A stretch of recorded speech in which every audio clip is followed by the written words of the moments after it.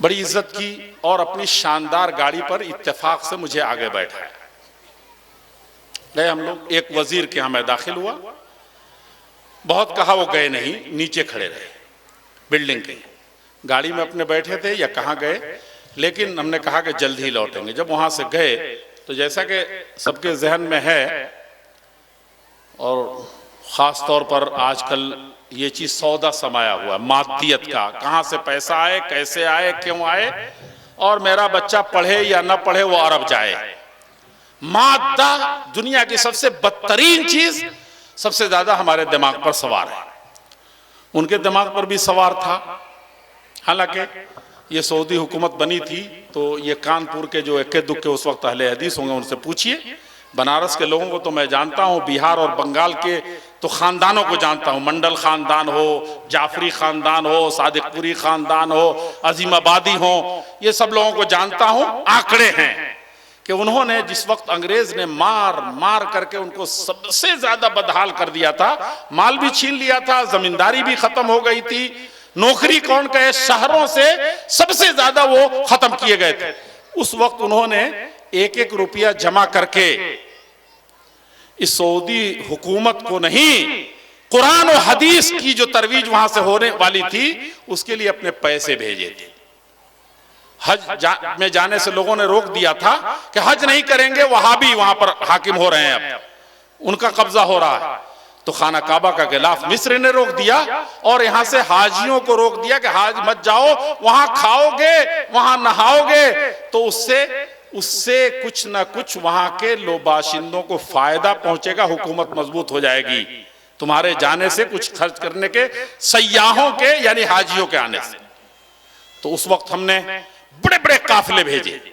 آج تو حج فرض ہے, یہودی ہو کے مرے یا نصرانی ہو کے مرے, وہ تجوری, بینک اور بیلنس ہونے کے بعد ہی وہ حج کرے گا. اہل حدیث کا لاتا ہے. میرے بزرگوں, میرے بھائیوں, بات دوسری طرف چلی گئی تو وہاں ان کے ذہن میں فوزان خاندان کے, معاف کیجئے گا میں ان کا نام نہیں لوں گا, جب وہاں سے لوٹے تو انہوں نے کہا کہ کیا کیا اس نے. میں نے کہا کس نے؟ مجھے تعجب ہوا. کہا کوئی جس کے یہاں گئے تھے. میں نے کہا کہ کیا ہے, کیا کیا مطلب؟ ارے کہا کچھ دیا ہوا. میں نے کہا کیا دیا مطلب؟ وزیر کہا کہ کچھ مدد کی, تمہاری جمعیت کی, تمہاری جماعت کی, یہ کی. میں نے کہا کہ نعوذ باللہ, نہ یہ وہم و گمان میں نے تھا, نہ ایسا ہے, نہ یہاں کے وزراء کبھی کسی کو دیتے ہیں. ان کے یہاں ایک سسٹم بنا ہوا ہے, اس کے واسطے سے دیتے ہیں. وہ جس کے پاس FCRA ہو, جس کے پاس یہ ہو, وہ ان کو اس سے کیا تعلق, نہ اس پر بات کرتے ہیں. نا یہ کیسی باتیں کر رہے ہیں. کہا کہ نہیں, اس کا دادا تھا محمد بن عبد الوہاب, جس کے نام پر ساری دنیا میں وہابی بنے. کہا کہ محمد بن عبد الوہاب وہ مرد مومن تھا جس نے یہاں خطاب کی قبر پر عورتیں آ کے اپنا جسم رگڑتی تھی کہ اس کو اولاد ملے, خاص جسم کو, تب ان کو بیٹا ملتا تھا. کہا کہ یہاں پر شرک و بدعت اور جہالت ایسی تھی کہ عرب کے بدو بھی, جاہلیت کے زمانے کے لوگ بھی شرماتے تھے. اس کا ایمان, اس کا تقوی, جس نے ساری دنیا میں مسلمانوں کا سر اونچا کر دیا, اور قرآن و حدیث, اسلامی قانون, یہ 50-58 ملک, بلکہ اس وقت 70 سے زائد ملک, اسلامی ملک, اسلام کی رسوائی کے سبب ہیں. یہی ایک ملک تھا جس نے مسلمانوں کا سر بلند کیا کہ ہاں قرآن و حدیث نافذ کرتے ہیں. اب اس کے پوتے یہ ہیں, یہ اس راستے کو چھوڑ دیا انہوں نے. اب فلاں بادشاہ کے یہ دریوزہ گر ہیں, ان کے اندر ایمانی غیرت اور قوت نہیں ہے, اس لیے یہ دین کے راستے میں نہیں خرچ کریں گے. اور تم دیکھنا جلد ہی یہاں کی عورتیں, ابھی کچھ دنوں پہلے 22 عورتیں سڑکوں پر آئی تھیں, ٹھیک ہے پردے میں تھیں, لیکن ان کا مطالبہ یہ تھا کہ کار چلانے کی اجازت مجھے ہو. اس ملک میں بتاؤ کہ ایسے وزیر رہیں گے تو کیا ہوگا. یہ محمد بن عبد الوہاب کے نام پر ان کے پوتے کلنگ کے داغ ہیں. کیا ہونا چاہیے؟ کہا کہ دیکھنا ایک دن یہ دستخط کر دے گا بادشاہ کا جب دباؤ آئے گا. یہ اللہ کو نہیں, محمد بن عبد الوہاب اس وہاب کو مانتا تھا, اللہ جل جلالہ کو. تو اس صحرا میں, اس بالو پر, اس سنگلاخ زمین پر جہاں مہینوں بھوکے رہتے تھے, اللہ تعالیٰ نے دنیا کی سب سے بڑا معجزہ فوق الرمال کر دیا. اور یہ لوگ ہیں جن کی وجہ سے دھنسیں گے۔ بہت کچھ برا بھلا جتنا کہنا تھا کہا۔ میں نے کہا بھئی ایسا عالم، ایسا پڑھا لکھا انسان، اتنا نیک انسان، تو خال خال لوگ ہی اتنے بڑے منصب کے بعد نظر آتے ہیں اور تم ایسا کہہ رہے ہو۔ میں نے آخر میں یہ بات کہی ان سے کہ بھائی کئی بیٹیاں ہیں آپ کی، کئی بیٹیاں ہیں آپ کی۔ تو فرمایا کہ یہ کیوں پوچھ رہے ہیں آپ؟ میں نے کہا بتائیے۔ کہا کہ فرض کرو مان لو کہ 3 بیٹیاں ہیں۔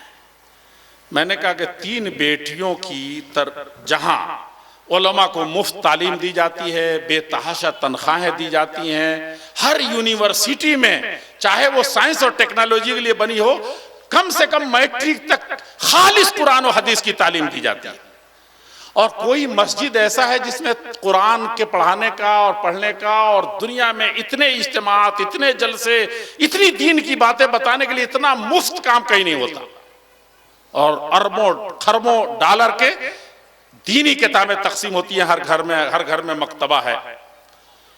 تو تم 3 آدمیوں کی 4-5 بیٹے تو آج آپ کے ملے ہیں، ہم اتنے مل کر کے، ایک ماں مل کر کے، ایک بیٹی مل کر کے، اتنے مدرسے، اتنے علماء مل کر کے 3 بیٹیوں کی حفاظت نہیں کر سکے، ان کو سڑک پر آنے سے نہیں روک سکے، اور صرف ایک بادشاہ کو کنٹھی باندھ رہے ہیں کہ اس ظالم کی وجہ سے عورتیں قانون سخت نہیں جیسے اس کے دادا نے قائم کیا تھا اور جیسے پہلے بادشاہ نے قائم کیا تھا۔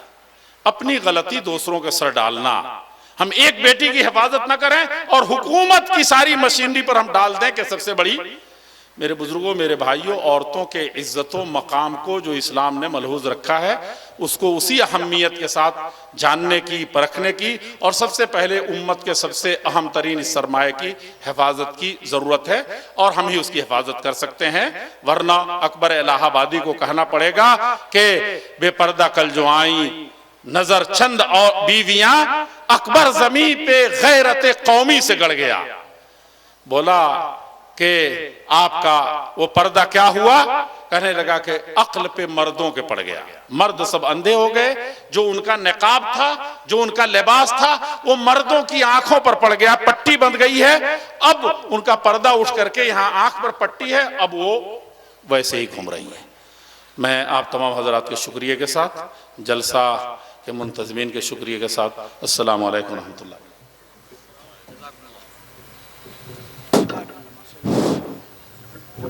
محترم حضرات، یہ تھے مرکزی جمعیت اہل حدیث کے جنرل سیکریٹری شیخ مولانا اصغر علی امام مہدی حفظہ اللہ، جو آپ کو معاشرے کی تعمیر میں خواتین کا کردار کے عنوان پر تقریر فرما رہے تھے۔ اگلی تقریر انشاءاللہ سیرت النبی صلی اللہ علیہ وسلم کے عنوان پر ہوگی۔ شاعر کہتا ہے، حسن یوسف دم عیسیٰ ید بیضا داری، آنچ خوبا ہما دارن تو تنہا داری۔ یقیناً یہ نبی اکرم صلی اللہ علیہ وسلم کی تعریف میں ایک بہت ہی جامع شعر ہے۔ میں اور زیادہ تمہیدی کلمات نہ کہہ کر کے اس عنوان پر خطاب فرمانے کے لیے میں دعوت سخن دوں گا فضیلت الشیخ جلال الدین قاسمی حفظہ اللہ کو۔ آپ ہم سب کے لیے محتاج تعارف نہیں ہیں کیونکہ بارہا آپ کے جلسے میں تشریف لا چکے ہیں۔ میں شیخ سے گزارش کروں گا کہ اس خطاب پر، اس موضوع پر خطاب فرما کر سامعین کو مستفید فرمائیں۔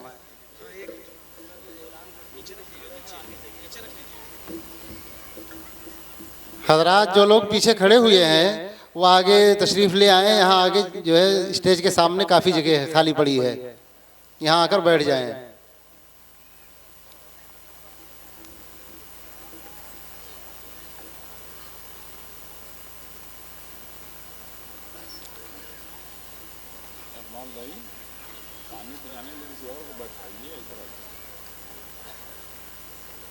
حضرات یہاں اسٹیج کے سامنے جو میٹ بچھی ہوئی ہے، یہاں کافی جگہ بھی پڑی ہوئی ہے، آپ حضرات یہاں تشریف لے آئیں۔ السلام علیکم ورحمۃ اللہ وبرکاتہ۔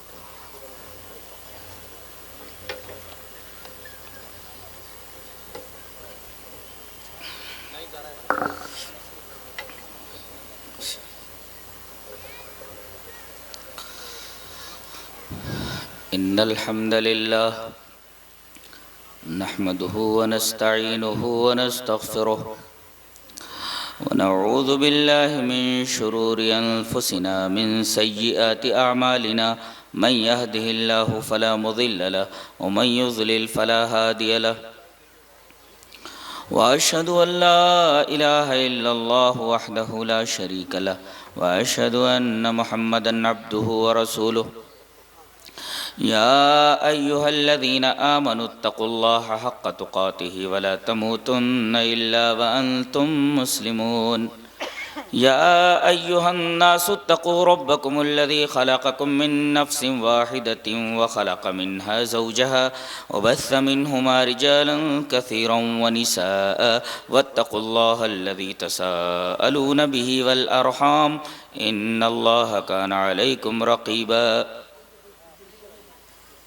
يا أيها الذين آمنوا اتقوا الله وقولوا قولا سديدا يصلح لكم أعمالكم ويغفر لكم ذنوبكم ومن يطع الله ورسوله فقد فاز فوزا عظيما أما بعد فإن خير الحديث كتاب الله وخير الهدي هدي محمد صلى الله عليه وسلم وشر الأمور محدثاتها وكل محدثة بدعة وكل بدعة ضلالة الضلالة في النار أعوذ بالله من الشيطان الرجيم بسم الله الرحمن الرحيم لقد كان لكم في رسول الله أسوة حسنة حضرات علماء کرام، محترم بزرگوں، نوجوان بھائیوں، انسانوں پر اللہ تبارک و تعالی کی اتنی ساری نعمتیں ہیں کہ انسان ان نعمتوں کو شمار نہیں کر سکتا۔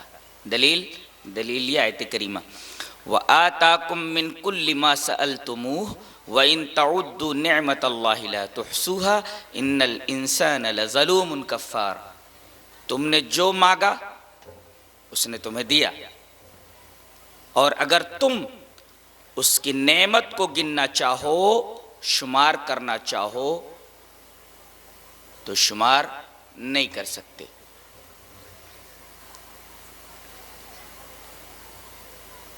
تو پہلی بات کی دلیل پیش کی گئی کہ انسانوں پر اللہ کی نعمتیں لا تعد ولا تحصى ہیں، اتنی نعمتیں ہیں کہ انسان ان نعمتوں کو شمار کرنے سے عاجز و قاصر ہے۔ اب اسی بات پر ایک اور بات کی بنیاد رکھیے کہ جتنی نعمتیں ہیں وہ سب اپنی جگہ انتہائی اہم ہیں، کوئی نعمت غیر اہم نہیں۔ ہاتھ یہ اللہ کی کتنی بڑی نعمت ہے، کسی ایسے آدمی کو دیکھ کر اندازہ لگا لو جس کے ہاتھ ہی نہیں۔ پیر اللہ کی کتنی بڑی نعمت ہے، کسی ایسے آدمی کو دیکھ کر اندازہ لگا لو جس کے پیر ہی نہیں ہے۔ آنکھیں اللہ تبارک و تعالیٰ کی اتنی بڑی نعمتیں ہیں، اس کا اندازہ کسی ایسے آدمی کو دیکھ کر لگا لو جس کی آنکھیں ہی نہیں ہیں۔ دماغ، قوت ادراکیہ، یہ اللہ کی اتنی بڑی نعمت ہے، اس کا اندازہ کسی پاگل کو دیکھ کر لگا لو۔ تو پہلی بات، انسانوں پر اللہ کی نعمتیں اتنی ہیں کہ انسان انہیں شمار نہیں کر سکتا، اور ہر نعمت اپنی جگہ انتہائی اہم ہے، کوئی بھی نعمت غیر اہم نہیں ہے۔ اب یہ دو باتیں اگر سمجھ میں آ گئی ہیں تو اب ایک سوال اس پر کرتا ہوں کہ انسانوں پر اللہ کی نعمتیں بے شمار، ہر نعمت اپنی جگہ انتہائی امپورٹنٹ، انتہائی اہم، بتایا جائے کہ تمام نعمتوں میں سب سے اعلیٰ درجے کی نعمت کون سی ہے کہ جس سے بڑی کوئی نعمت نہیں؟ نعمت ہدایت، اس سے بڑی کوئی نعمت نہیں۔ سمجھ میں آیا؟ اس لیے کہ اگر ہاتھ نہ رہے، پیر نہ رہے، آنکھیں نہ رہیں، دماغ نہ رہے، آدمی کی زندگی جیسے تیسے گزر جاتی ہے، اس لیے کہ زندگی محدود ہے، عمر محدود ہے۔ لیکن نعمت ہدایت نہ ملنے پر آدمی کی دنیا خراب تو ہوتی ہی ہے، مرنے کے بعد کی پوری زندگی تباہ و برباد ہو کر کے رہ جاتی ہے۔ ایک نکتہ یہاں ملحوظ رہے، دنیا میں کوئی ہار ایسی نہیں کہ اس کے بعد جیت نہ ہو، کوئی جیت نہیں کہ اس کے بعد ہار نہ ہو۔ ایک مرتبہ کوئی ہارتا ہے تو بعد میں جیتنے کے چانسز موجود ہوتے ہیں، کوئی جیتتا ہے تو بعد میں ہارنے کے امکانات موجود ہوتے ہیں۔ لیکن مرنے کے بعد کی جو زندگی ہے، میدان محشر ہے، آپ نے سنا ہوگا کہ قیامت کا ایک نام یوم التغابن ہے، ہار اور جیت کا دن۔ یہ نام سن کر کے ہی رونگٹے کھڑے ہو جاتے ہیں، ہار اور جیت کا دن۔ اللہ، یہاں جو ایک دفعہ ہارا، جیتنے کے امکانات، جو جیت گیا ہارنے کے چانسز، لیکن یہ یوم التغابن ہے، یہاں ایک دفعہ جو ہار گیا ہمیشہ کے لیے ہار گیا، یہاں کوئی آپشن نہیں ہے۔ جو جیت گیا وہ ہمیشہ کے لیے جیت گیا، نو آپشن، کوئی آپشن نہیں۔ کتنے لوگ ہارتے ہیں، کتنے لوگ جیتتے ہیں۔ ہارنے والا افسوس کرتا ہے، جیتنے والا خوشیاں مناتا ہے، جشن مناتا ہے۔ کاش اسے معلوم ہو کہ ایک دن ایسا آنے والا ہے جہاں کوئی آپشن نہیں ہے۔ ایک دفعہ جو جیت گیا ہمیشہ کے لیے جیت گیا، اور جو ہار گیا ہمیشہ کے لیے ہار گیا۔ اللہ تبارک و تعالیٰ نے ایک جگہ ارشاد فرمایا کہ جیتنے والا کون؟ فرمایا گیا فَمَنْ زُحْزِحَ عَنِ النَّارِ وَأُدْخِلَ الْجَنَّةَ فَقَدْ فَازَ وَمَا الْحَيَاةُ الدُّنْيَا إِلَّا مَتَاعُ الْغُرُورِ۔ جو قیامت کے دن جہنم کی آگ سے بچا لیا گیا، وَأُدْخِلَ الْجَنَّةَ، اور جنت میں داخل کر دیا گیا، فَقَدْ فَازَ، وہ کامیاب ہوا۔ رہا دنیا کا معاملہ تو دھوکے کی ٹٹی ہے، یہ کی جگہ ہے، ہارتا ہے جیتتا ہے، جیتتا ہے ہارتا ہے۔ لیکن یہ دن ایسا ہے یہاں جو ہار گیا وہ ہمیشہ کے لیے ہار گیا، جو جیت گیا وہ ہمیشہ کے لیے جیت گیا، نو آپشن۔ روکٹے کھڑے کر دینے کے لیے کافی ہے اس کا نام یوم التغابن۔ اور قرآن حکیم نے اسی نام سے ایک سورہ نازل فرمائی ہے، سورہ تغابن۔ جی، ثابت یہ ہوا کہ حقیقی کامیابی آخرت کی کامیابی، اور آخرت کی کامیابی بغیر نعمت ہدایت ملے بغیر حاصل ہو ہی نہیں سکتی۔ اللہ، دلیل یہ حدیث پر وعن ابی ہریرہ رضی اللہ تعالی عنہ قال قال رسول اللہ صلی اللہ علیہ وسلم لعمه قل لا الہ الا اللہ اشہد لک بها يوم القیامہ قال لولا ان تعیرنی قریش یقولون انما حمله على ذلك الجزع لاقررت عینک فانزل اللہ تعالی انک لا تهدی من احببت ولکن اللہ یہدی من یشاء۔ رواہ مسلم فی کتاب الایمان۔ حضرت امام مسلم رحمہ اللہ اس حدیث پاک کو ایسے ہی کتاب الایمان کے اندر راوی جیسا کہ معلوم ہوا حضرت ابو ہریرہ ہیں۔ حضرت ابو ہریرہ فرماتے ہیں کہ نبی کریم صلی اللہ علیہ وسلم نے فرمایا اپنے چچا سے، کب؟ جب آپ کے چچا ابو طالب صاحب فراش ہو گئے اور لوگوں کو یقین ہو چلا کہ اب وہ اس بستر سے نہیں اٹھ سکتے، لوگ آ رہے ہیں مل کر جا رہے ہیں، آپ بھی تشریف لائے، سر بالی بیٹھ گئے، کہا کہ چچا ایک بات بولنی ہے۔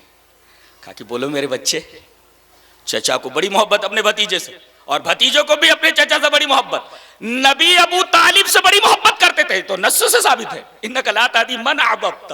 دیکھیے، نبی اپنے چچا ابو طالب سے بڑی محبت کرتے تھے، قرآن حکیم سے ثابت ہے، اور یہی محبت کھینچ لائی ہے یہاں۔ سر بالی بیٹھ کر بول رہے ہیں، چچا ایک بات بولنی. کہا بولے میرے بچے.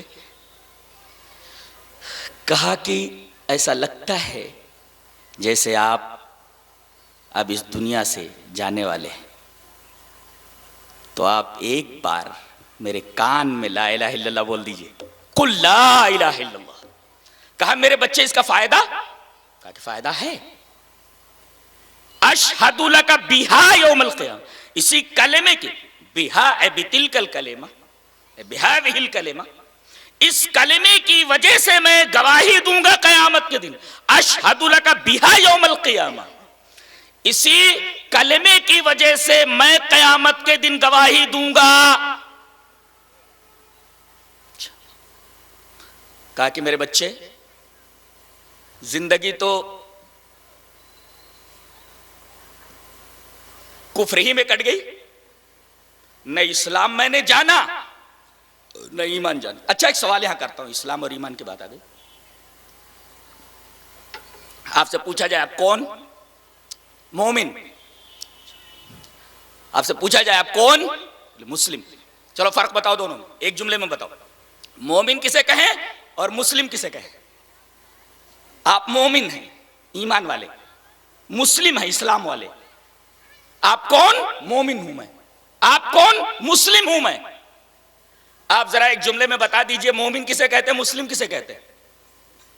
بہت تقریریں سنی، آج لے کر جاؤ. مومن کہتے ہیں جو اللہ کو مانتا ہو، اور مسلم کہتے ہیں جو اللہ کی مانتا ہو. فنش. اس کو مسلم کہتے ہیں، اس کو مومن بولتے ہیں. نہیں سمجھا ہے؟ ہاں، مومن کہتے ہیں جو اللہ کو مانتا ہو، اور مسلم کہتے ہیں جو اللہ کی مانتا ہو. اس لیے کہ اسلام نام ہے گردن نہادن بتا، تابعداری پر گردن رکھ دینا، اللہ جو کہے کرتے جاؤ. تو ایمان نام ہے اللہ کو مان لینے کا، اور اسلام نام ہے اللہ کی مان لینے کا. سمجھ میں آیا؟ ہاں یاد کر لو.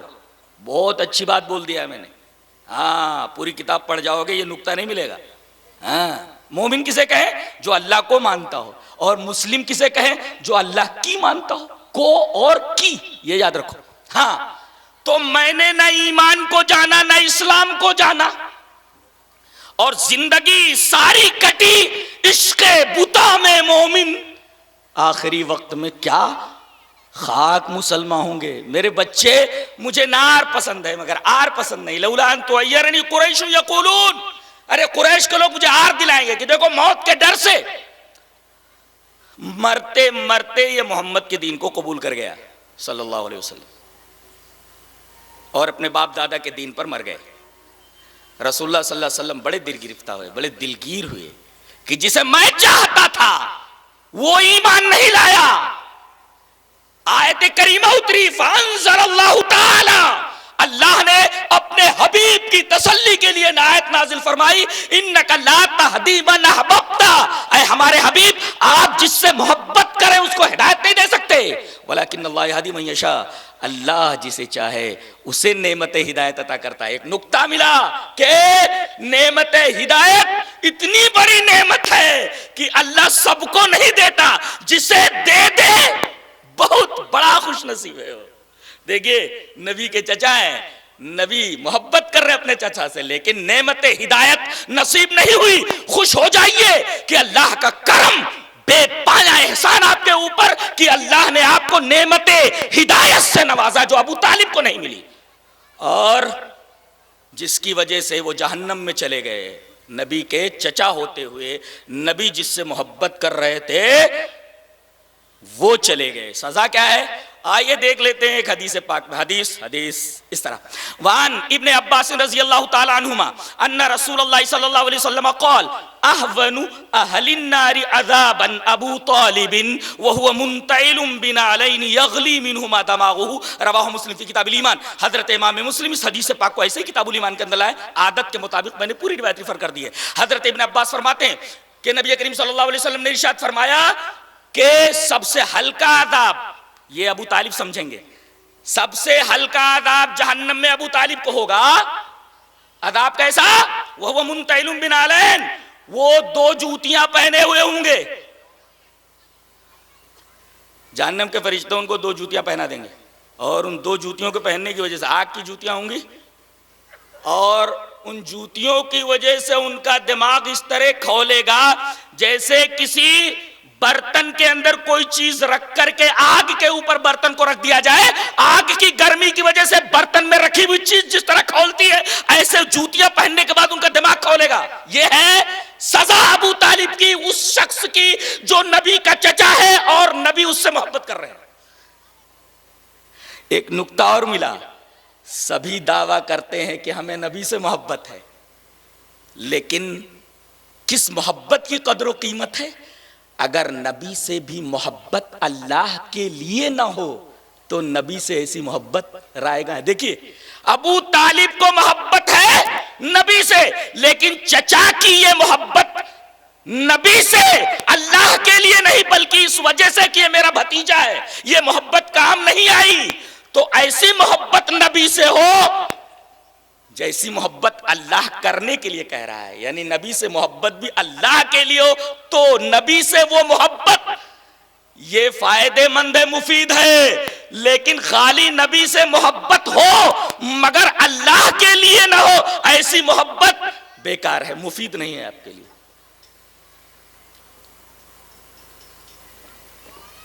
ثابت یہ ہوا کہ نعمت ہدایت نہ ملے تو آخرت کی پوری زندگی تباہ و برباد ہو جاتی ہے۔ ایک ترتیب ہے تقریر کے اندر،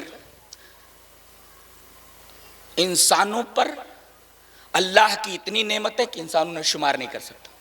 دوسرے، جتنی نعمتیں سب اپنی جگہ انتہائی اہم، ان تمام نعمتوں میں سب سے اعلیٰ درجے کی نعمت نعمت ہدایت، اس سے بڑی کوئی نعمت نہیں۔ اچھا، اب چوتھی چیز، اللہ تعالی نے اپنی یہ نعمت ہدایت اپنے بندوں کو دینے کے لیے دو ذریعے استعمال فرمائے۔ یہ نکتہ ہے، اب ہم یہاں پہنچے۔ یہ نعمت ہدایت بندوں کو دینے کے لیے دو ذرائع استعمال فرمائے، ٹو سورسز، دو ذرائع استعمال فرمائے تاکہ بندوں تک یہ نعمت ہدایت پہنچ جائے۔ وہ دو ذرائع کون سے ہیں؟ ایک ہے کتاب، دوسرے نبی کی شخصیت۔ جی، کتاب اور نبی کی شخصیت، ہاں، اور یہ دونوں لازم و ملزوم یاد رکھا جائے۔ کتاب اور نبی کی شخصیت، کتاب اور نبی کی ذات، دونوں لازم و ملزوم یاد رکھو۔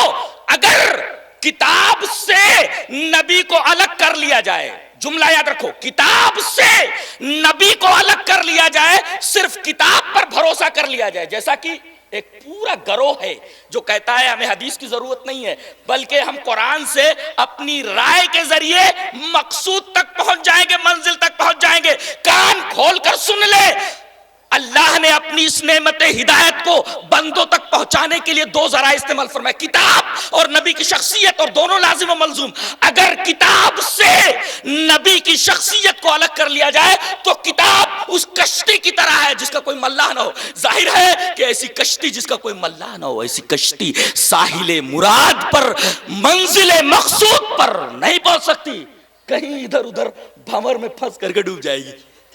نکتہ معلوم ہوا؟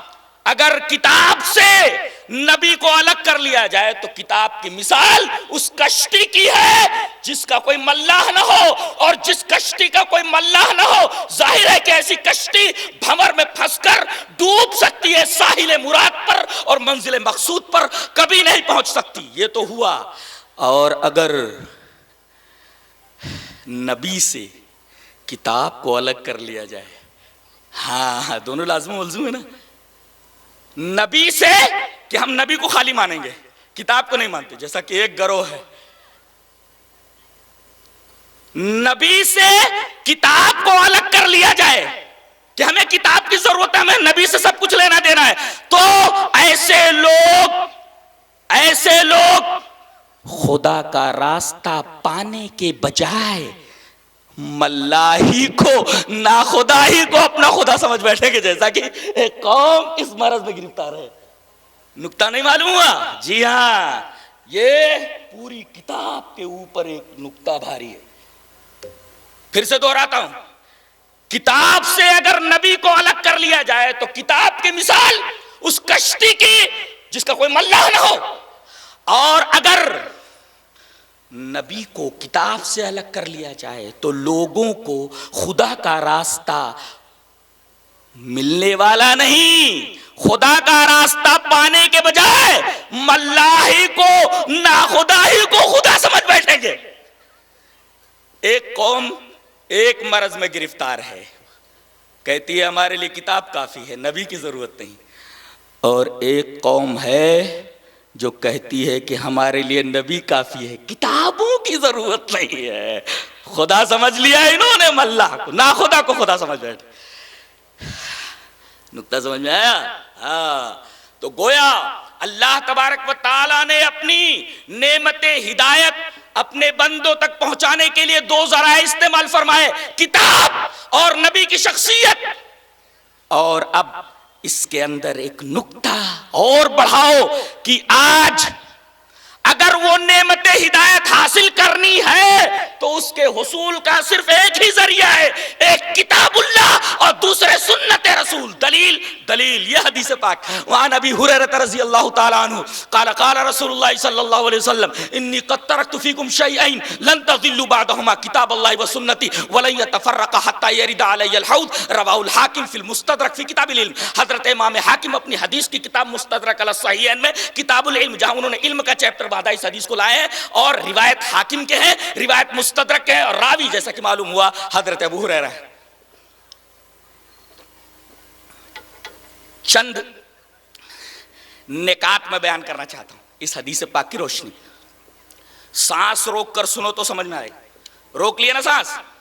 اب اس حدیث کا مطلب دیکھو. نبی کریم صلی اللہ علیہ وسلم نے ارشاد فرمایا میں نے تمہارے درمیان دو چیزیں چھوڑ دی ہیں. کتنی؟ دو. ہاں, لوگ پتہ نہیں کتنی چیزیں منوانے پر تلے ہوئے ہیں, کمر کس رکھی ہے. نبی نے کہا میں نے تمہارے درمیان دو چیزیں چھوڑ دی ہیں. منوانے پر تلے ہوئے کتنا, اور زیادہ چیزیں منوانے پر تلے ہوئے. میں نے تمہارے درمیان دو چیزیں چھوڑ دی ہیں, ان دو چیزوں کو اگر مضبوطی سے پکڑے رہے تو گمراہ نہیں ہوگے. اس کا مطلب یہ ہوا ان دونوں کو چھوڑ دو گمراہ ہو جاؤ گے. ان دونوں کو چھوڑ کر جس کو چاہو پکڑ لو گمراہ ہو جاؤ گے. نکتہ, ان دونوں کو پکڑ لو, کسی کو نہ پکڑو گمراہ نہیں ہوگے, اور ان دونوں کو چھوڑ دو کسی کو بھی پکڑ لو گمراہ ہو جاؤ گے. یہ حدیث پاک کا مطلب ہے صاف صاف. پھر سے بولوں, ان دونوں کو پکڑ لو, سب کو چھوڑ دو گمراہ نہیں ہوگے, اور ان دونوں کو چھوڑ دو سب کو پکڑ لو گمراہ ہو جاؤ گے. انی قد ترکت فیکم شیئین لن تضلوا بعدہما, ان دونوں کے بعد تم ہرگز گمراہ نہیں ہوگے. یہ نقطہ معلوم ہوا اس حدیث پاک سے. وہ دونوں کیا ہیں؟ کتاب اللہ و سنتی, اللہ کی کتاب اور میری سنت. جیسا کہ میں نے دعویٰ کیا تھا کہ آج اگر وہ نعمت ہدایت حاصل کرنی ہے, میں نے ہدایت کہا, نقطہ ملحوظ رکھا جائے, ہدایت کا اپوزٹ کیا ہے, اس کا اپوات کیا ہے, الٹا اس کا بولو. ہدایت کا اپوزٹ ضلالت, وہی تو کہا گیا لن تضلوا, ضلالت کا لفظ ہے وہاں, اس وجہ سے میں نے نعمت ہدایت کہا. حدیث جو ہے نا قانون ہوتا ہے, قانون, اس میں قانون بیان ہوتا ہے. لن تضلوا, ضلالت تمہارے قریب نہیں آئے گی, یعنی تم نعمت ہدایت سے بہرور ہو گئے اگر ان دونوں چیزوں کو پکڑے رہے. دونوں چیزوں کو پکڑے رہو, ضلالت میں مبتلا نہیں ہوگے, نعمت ہدایت حاصل ہوگی. ان دونوں کو چھوڑ کر کسی کو بھی پکڑ لو گمراہ ہو جاؤ گے, نعمت ہدایت حاصل نہیں ہوگی. نام بتایا گیا دونوں کا, ایک اللہ کی کتاب اور دوسرے میری سنت. اچھا ایک بات بولتا ہوں, یہاں حدیث کیوں نہیں کہا گیا, اللہ کی کتاب اور میری حدیث؟ کہتے بھائی اہل الحدیث, اہل سنت کیوں نہیں کہتے اپنے آپ کو؟ ارے بھائی اہل الحدیث کہہ دیا تو سنت اس میں آئی گیا نا. اہل الحدیث از اکول ٹو اہل السنہ, اور اہل السنہ از اکول ٹو اہل الحدیث. اس لیے کہ نبی کی سنت کہاں ڈھونڈو گے؟ حدیث ہی میں تو, اور کہاں ملے گا؟ نبی کی سنت کہاں ہے؟ فلاں حدیث میں. ایک بات بولتا ہوں, سنت کہاں ملے گی؟ نبی کی حدیث میں. بخار کہاں دکھاؤ گے بھائی؟ بدن میں نا. تو سنت کہاں ملے گی؟ حدیث میں. نبی کی یہ سنت فلاں حدیث میں ہے. تو جس نے اپنے آپ کو کہہ دیا کہ میں حدیث کو مانتا ہوں، بالفاظ دیگر وہ سنت کو مانتا ہے، اس لیے کہ سنت کا گھر ہے حدیث. سنت کا گھر ہے حدیث. حدیث سنت کہاں ملے گی؟ اپنے گھر میں، حدیث میں. اور آخری ٹکڑا تو بڑے غضب کا ہے. میں چاہتا ہوں کہ خواص کے ساتھ ساتھ، بلکہ یہ عوام کے ساتھ ساتھ خواص بھی دھیان دیں. آخری ٹکڑا اللہ کی کتاب اور میری سنت. اب آخری ٹکڑا وَلَن يَتَفَرَّقَا حَتَّى يَرِدَا عَلَيَّ الْحَوْض. اللہ کی کتاب اور میری سنت یہ دونوں ایک دوسرے سے الگ نہیں ہو سکتے یہاں تک کہ میرے پاس حوض کوثر کے اوپر آ جائے. سوال یہ ہوا کہ یہ دونوں حوض کوثر پر کیوں پہنچے؟ ارے جہاں سے شروع ہوئے تھے وہیں پہنچ گئے. ارے آپ تو ایسے بیٹھے ہوئے جیسے آپ کو کچھ سمجھ میں نہیں آیا. ارے بھئی یہ کتاب و سنت کس کو ملا تھا؟ یہ کس کو دیے گئے تھے؟ اللہ کے رسول کو. اور حوض کوثر جہاں نبی سب کو پانی پلائیں گے یہ دونوں وہیں پہنچنے والے. جہاں سے شروع ہوئے تھے وہیں پہنچ گئے. نبی کو ملے تھے دنیا میں اللہ کی کتاب اور سنت، اور یہی دونوں حوض کوثر کے اوپر پہنچ گئے. نقطہ یہ ملا کہ نبی کو یہی دو چیزیں دی گئی تھی اور یہی دونوں چیزیں حوض کوثر پر پہنچی. اور دلالت النص سے معلوم ہوا، اشارت النص سے بھی معلوم ہوا کہ انہی دونوں کو پکڑنے والوں کو حوض کوثر پر پانی ملے گا اور کسی کو ملنے والا نہیں. یہ نقطہ ملا. جی چاہتا ہے حدیث پاک کو ایک دفعہ اور پڑھوں. وعن ابی ہریرہ رضی اللہ تعالی عنہ قال قال رسول اللہ صلی اللہ علیہ وسلم انی قد ترکت فیکم شیئین لن تضلوا بعدہما کتاب اللہ و سنتی ولن یتفرقا حتی یرد علی الحوض. رواہ الحاکم فی المستدرک فی کتاب العلم. نبی کو یہ دونوں چیزیں ملی تھیں دنیا میں. اللہ یہ رکے نہیں بلکہ یہ چلتے چلتے چلتے چلتے چلتے چلتے وہاں بھی پہنچ گئے. کہاں؟ اب دنیا سے چلے تھے نا، دنیا میں یہ دونوں دیے گئے تھے، اب یہ چل رہے ہیں دونوں. چلتے چلتے چلتے چلتے کہاں پہنچ گئے؟ وَلَن يَتَفَرَّقَا حَتَّى يَرِدَ عَلَيَّ الْحَوْض. نبی کے پاس دونوں پہنچ گئے. نبی کو دیے گئے تھے حوض کوثر پر دونوں پہنچ گئے. ایک دوسرے سے الگ نہیں ہوئے، پہنچ گئے دونوں حوض کوثر پر.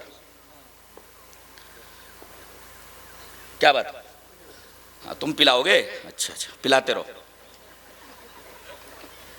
حوض کوثر کی بات آئی تو اور پیاس لگنے لگے. اللہ تعالی ہم تمام مسلمانوں کو اس بات کی توفیق ارزانی فرمائے کہ حوض کوثر پر ہم پہنچے کتاب و سنت کی بدولت. نبی کے ہاتھوں سے جام کوثر ہمیں ملے اور ہم پیئیں اور میدان محشر کی گرمی سے ہم محفوظ ہو جائیں.